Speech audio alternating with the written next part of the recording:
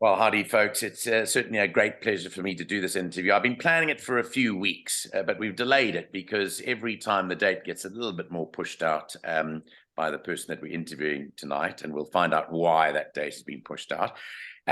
Firstly, I want to introduce my co-host to the program, a guy that, if you've been watching Clocking the Gallop, you are very familiar with him because we made contact way down in the lockdown years, and I was so privileged to be introduced to him, and he's now going to be presenting the show with me. It's none other than the race caller from Woodbine Racecourse, Robert Geller, who is joining us from Canada. And hi, Robert, how are you?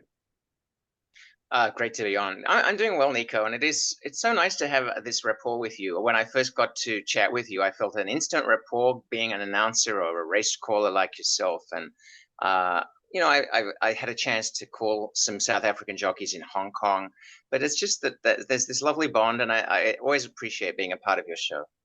Yeah, fantastic to have you on board. And the reason why I've decided that you must come on board this interview is because the man that we're interviewing tonight is sad for us to South Africans and to Zimbabweans to see him moving on, but great news for you as Canadians to be accepting him into the jockey fold, and that is none other than Ryan Munger. And a very warm welcome to you, Ryan. Thanks so much for making the time available and for chatting to us in your last few days here in South Africa. Welcome to the program. Yeah, thanks, Nico. It's always a pleasure. I love being on your show. So yeah, just glad for it. Now, the reason why we've delayed it is because at first you were going, and then there was a bit more of a delay, and then certainly things panned out. But you told everyone the other day that the most ideal way to officially emigrate is to have your best friend, stroke wife, stroke partner by your side, and you were waiting for her paperwork to come through, and that's all through, and you're going as a couple and as a nice entity, along with your dogs, of course. Yeah, well, the dogs aren't going to come originally, but somewhere down the line we'll get them there. But yeah. It's you know what it's like when you're married. It's you don't want to be apart from your partner, and it's just a help that I've got her by my side. So I was actually originally supposed to leave last week Wednesday, but then 2 days before that, Kelsey's visa came through, and I said, we might as well just wait an extra 10 days, and we can go across together. Just very quickly as well, I was looking at the stats today, Robert. Now, this is interesting. Ryan is currently sixth on the jockey log here in South Africa at the moment. But great testament to his hard work this year is that still with 3 months to go in the season, he's already surpassed the amount of winners he had the whole of the last season. So he had 87 winners last season, and he's on 88 currently. And hopefully, we'll ask him about Saturday's big meeting at Turffontein. He'll ride another one. But that's great for him, isn't it? It's amazing. I mean, I did look up some of your history, and I mean, you've really skyrocketed forward, and we're just delighted to know that you're a really happening rider right now. And the fact that you are, still a chance to add to that tally as testament to your success. And we wanted to, just let you know how, it's really a very international community here. And to have a South African contingent, which we've never really had, is such a novelty for the Canadian audience. And I think it'll be a terrific addition. But, I was reading, and I don't know how accurate it was, but I think it's about 10 years you've been a rider, that you started when you were 17, and you had a lot of influence from your uncle.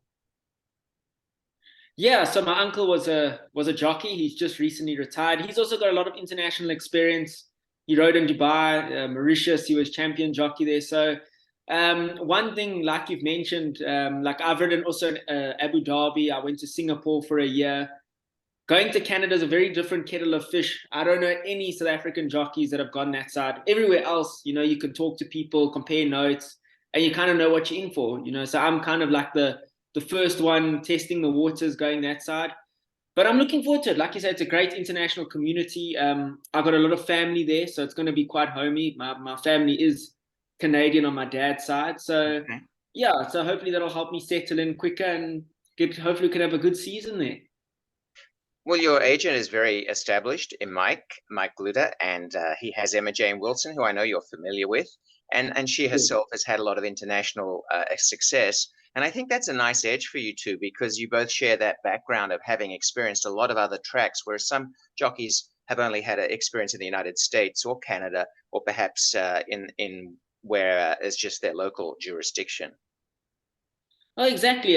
Firstly with Mike, Mike has been such a huge help. He's gone up and beyond to really help get all my things and get me that side. And he's a great agent. What he's done with Emma Wilson is just, it just speaks for itself.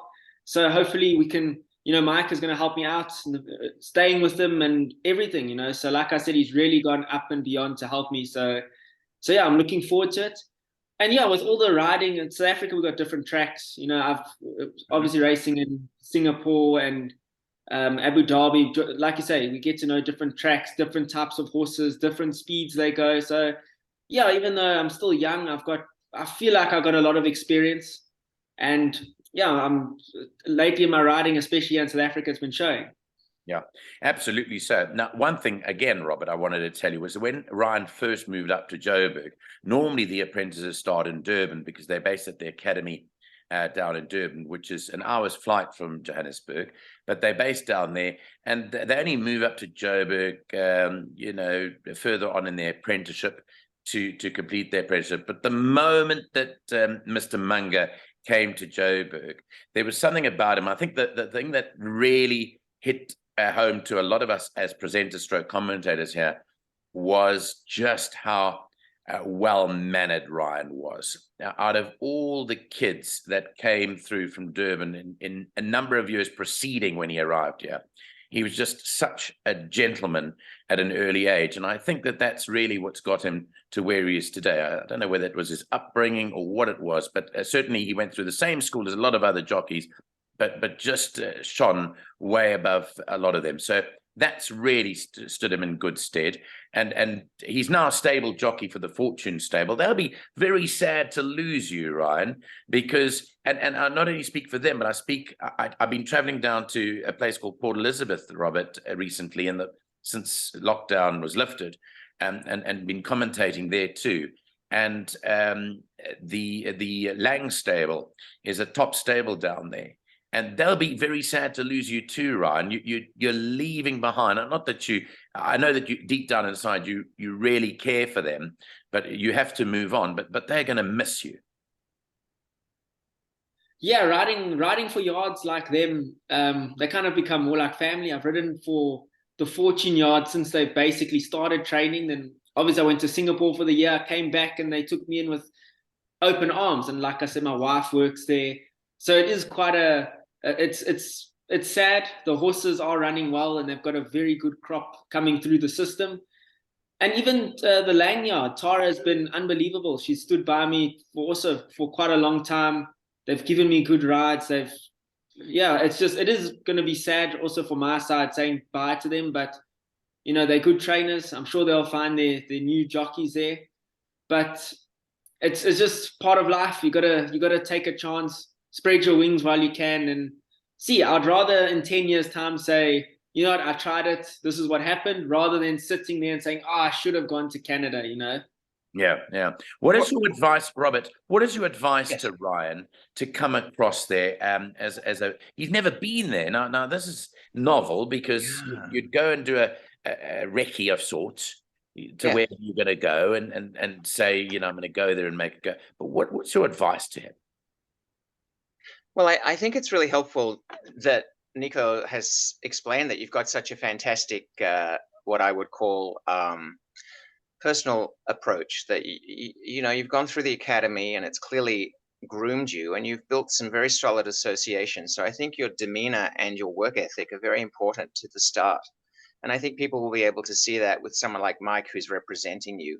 And I also think just being available in meeting people is a big asset, because I feel like one of the most successful riders in the last year was the apprentice, Slade Jones, who was just completely new, but his disposition was so ingratiating to people that he became a very successful rider and getting opportunity. But I also believe that being who you are and knowing what your skills and strengths are is so important. And I And I understand from what I've read that you feel that you're a really good judge of pace. And I really believe that that's extremely important on the Woodbine circuit, which, as we see on different race days, is predominantly dirt racing, artificial dirt, but a lot of turf racing. And you're able to do both, and you've had a lot of experience. But I think just the trust of your background and the support of what other people around you and the way in which you present yourself will give a great first impression, plus the reality of what you've experienced from different tracks. But I suppose, once you're in the place and you need to discover things, not being afraid to ask and to reach out is so important, because it is a sort of very concrete jungle city in many ways. It's not necessarily as friendly as some of the other cities in Canada, and it does require a little bit of adapting. I mean, I know that from myself, but I have no doubt that your life experience will stand you in great stead. No, thank you very much, Robert. And Nico, thank you for your kind words about my manners and all that. So yeah, my motto is just, I kind of treat a lot of people, everyone with respect. I treat people the way I would like to be treated. And yeah, racing is a very competitive industry, like the jockeys. It's a very competitive, hard industry. But I just find the way you reflect, I'm a very positive person as well, and it kind of comes back to you, So Yeah. that's just my demeanor. I go with it like that. I'm a very laid back and chilled person as well. And I've got confidence in myself. I've got confidence I'll get the best out of a horse, and that's how I've got to go with it. If you don't believe in yourself, no one's going to believe in you. So that's kind of the motto I go with life. And another thing, over my 10 years of riding, I've learned, all of us jockeys have a jockey license. It doesn't mean we're all going to be good jockeys, but it also doesn't, we can all ride a horse at the end of the day, but it's at the end of the day, it's how people deceive you and your PR skills and just, being a people's person type of thing. Well, that's your approach too. And I've got to say this about Ryan, because again, we travel quite a bit in aeroplanes and go to certain places. And I often bounce some stuff off Ryan in terms of what he thinks about a certain race and how a certain race will pan out. What impresses me about him is he doesn't only speak about his ride, he tells the other jockeys almost what they should be doing for their rides. And that's how approachable he is. So amongst his peers, he's telling them how to do it. So sometimes when he's not available to ride and we're traveling on a plane and the other jockeys, they said, geez, we wish Ryan was here because he'd tell us how to ride this particular race, and this particular horse, which is yes, fantastic for you, right? It's a great feather in your cap. No, thank you, Nico. Yeah, I'll be honest, I'm sick for racing. I love racing. I'll be sitting on the couch having nothing to do. I'll be watching racing. And even like with Woodbine just starting last weekend, I've already started watching their racing. So it's hearing Robert.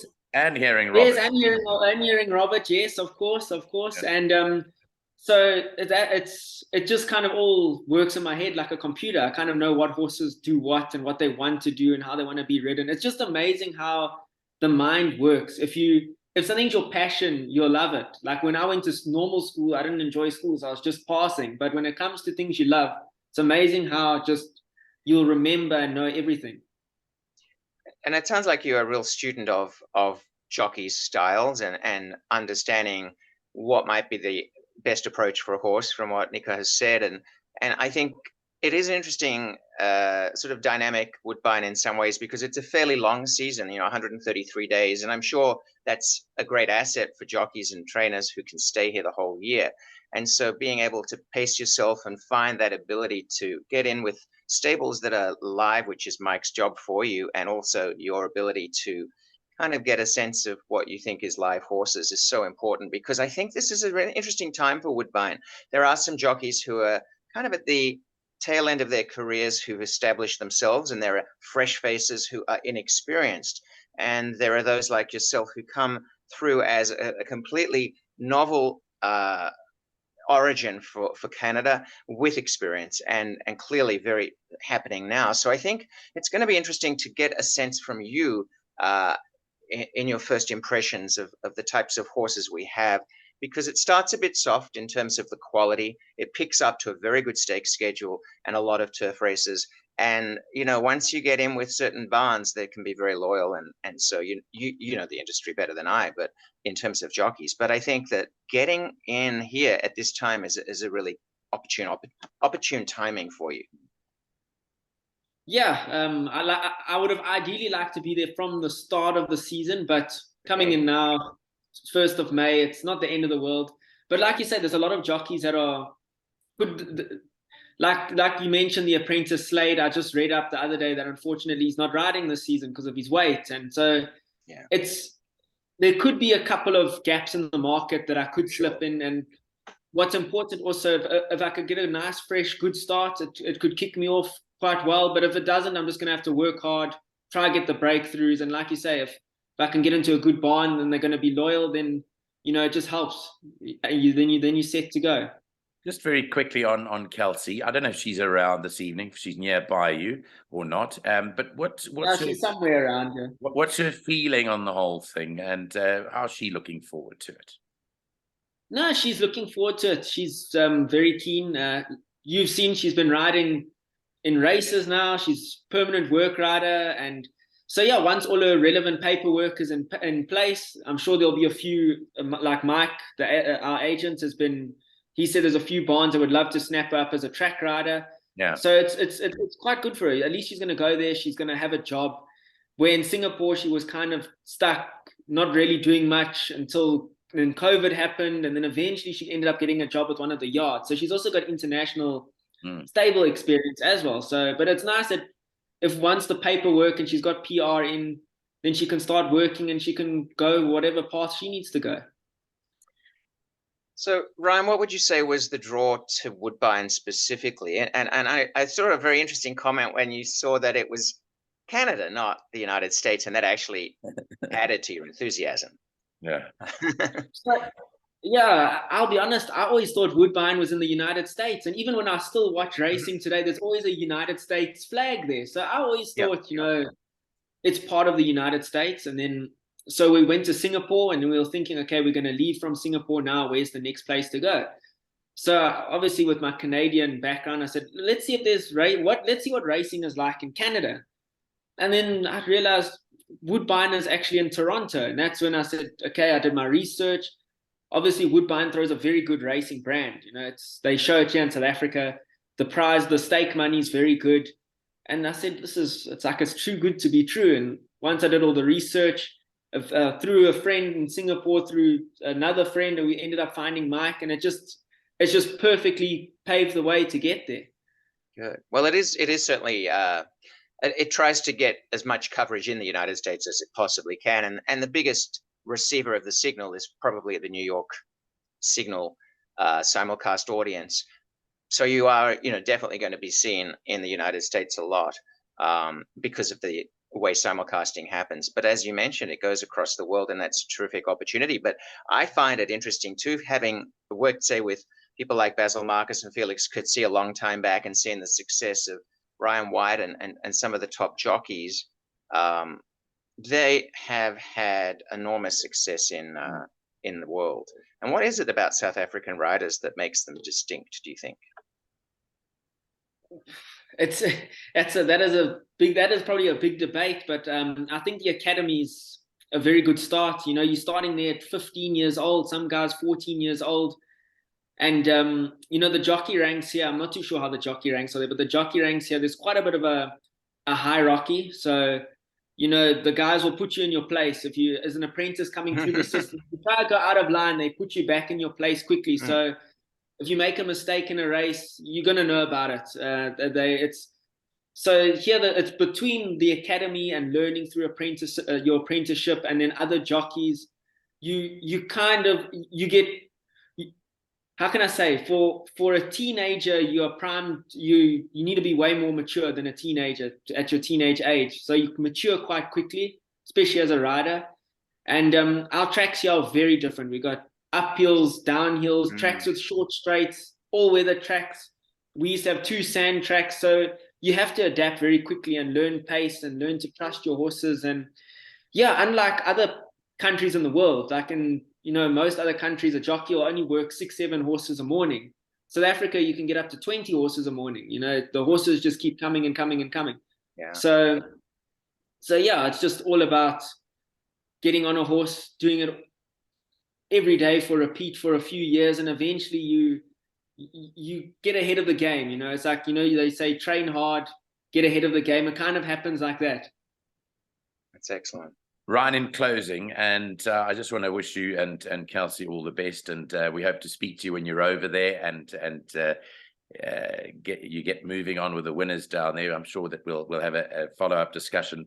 But just we've got Saturday, Champions Day is on the go. It ends with our Joburg season this coming Saturday in a couple of days' time. You'll be wanting to go out with a winner, at least a winner, and I see you've got a ride in a Group 1. You've got a nice ride in a Group 1, a good filly, a Big Burn.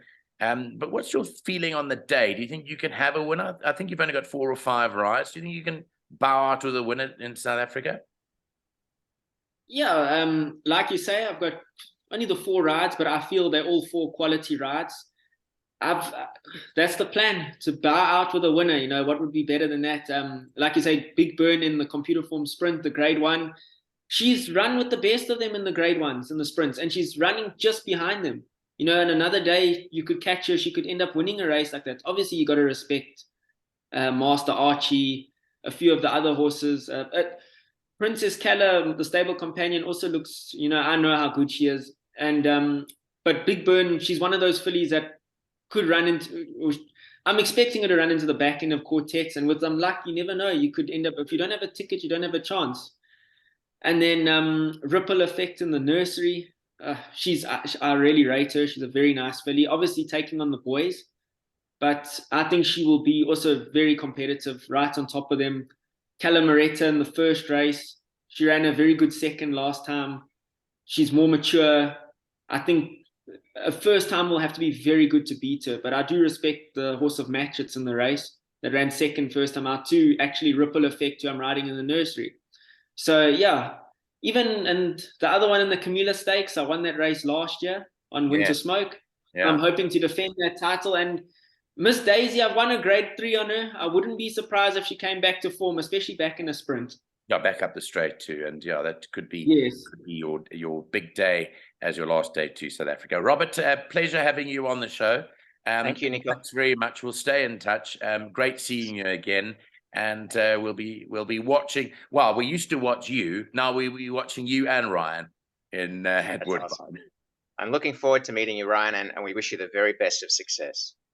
No, and thank you so much, Robert. And yeah, hopefully next week I'll be meeting you guys. So thank you very much, Robert. You're very welcome. Thank you. Bye-bye, Ryan, and bon voyage. Have a good trip over with Kelsey. No, cool. Cheers, Nico. And yeah, we'll see you on Saturday. Cheers for now. Bye. Cool. Cheers.